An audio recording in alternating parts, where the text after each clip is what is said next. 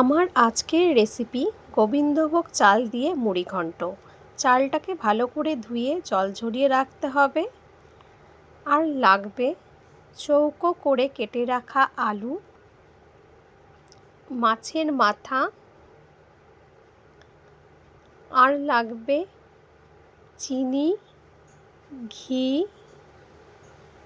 নুন, হলুদ, জিরে গুঁড়ো, লঙ্কা গুঁড়ো, আদা বাটা, আর লাগবে গোটা গরম মশলা, তেজপাতা, কাঁচা লঙ্কা, কিশমিশ আর বাদাম।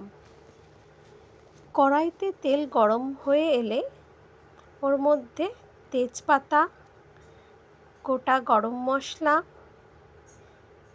কাঁচা লঙ্কা দিয়ে দিতে হবে। তারপর আগের থেকে চৌকো করে কেটে রাখা আলুগুলো দিয়ে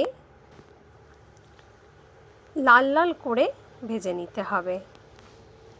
আলু ভাজা ভাজা হয়ে এলে ওর মধ্যে আগের থেকে জল ঝরিয়ে রাখা গোবিন্দভোগ চালগুলো দিয়ে দিতে হবে। চাল আর আলু ভাজা ভাজা হয়ে এলে ওর মধ্যে কিশমিশ আর বাদাম দিয়ে দিতে হবে। কিশমিশ আর বাদামটা ভালো করে আলু আর চালের সাথে মিশিয়ে নিতে হবে। তারপর এর মধ্যে স্বাদ মতো নুন, হলুদ, জিরে গুঁড়ো, লঙ্কা গুঁড়ো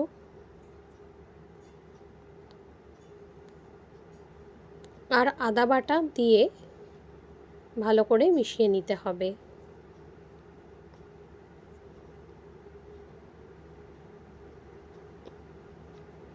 ভালো করে মিশিয়ে নেওয়ার পর ওর মধ্যে স্বাদ মতো চিনি দিয়ে দিতে হবে।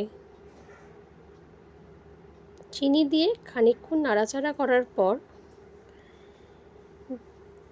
যদি চালের পরিমাণ 3 কাপ হয় তাহলে 4 কাপ মতো গরম জল দিয়ে দিতে হবে।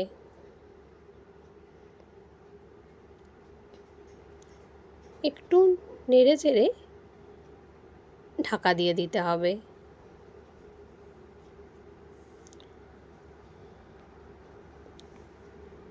কিছুক্ষণ পর জল শুকিয়ে এলে এবং চাল সেদ্ধ হয়ে এলে ওর মধ্যে আগের থেকে ভেজে রাখা মাছের মাথাগুলো দিয়ে দিতে হবে।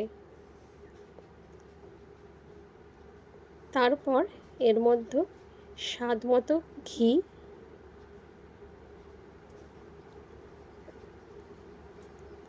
আর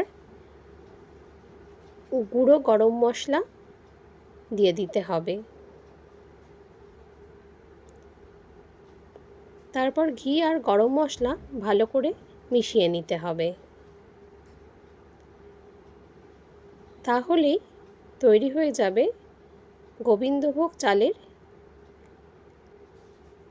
মুড়িঘণ্ট।